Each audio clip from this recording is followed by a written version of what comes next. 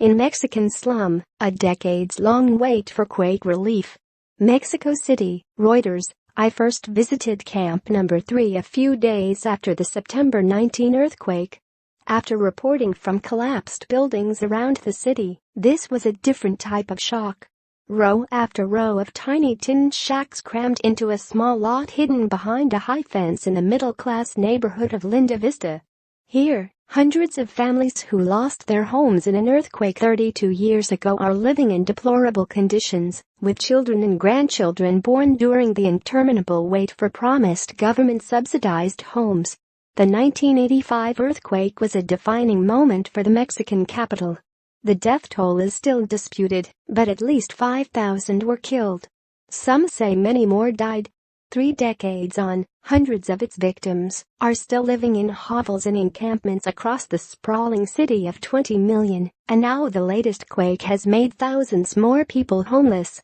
On first impression, the camp is a little menacing. The smell of marijuana hangs in the air, and residents warn of thieves and petty crime they blame on new arrivals, people who have moved in to occupy shacks left by families who have received new homes.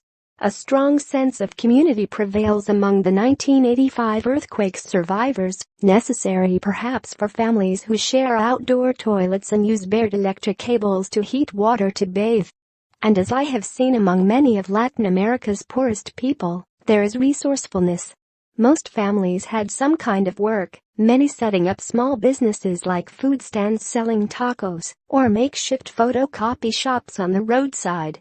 One woman made her living charging for toilet paper and access to a bathroom. According to the leaders of the Lindavista camp, its ramshackle shacks are home to around 750 people, divided into roughly 250 families. There are almost 200 children who are the grandchildren of those originally resettled here, according to local leaders.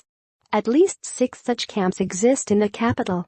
Mexico City's Housing Institute said that since 2016, it has delivered 173 homes to victims of the 1985 quake and expects to hand over 120 more before the end of next year. Click on Reut.rs2go10s4 for related photo essay reporting by Carlos Jasso, additional reporting by No Torres, writing by Frank Jack Daniel, editing by Tony Reinhold.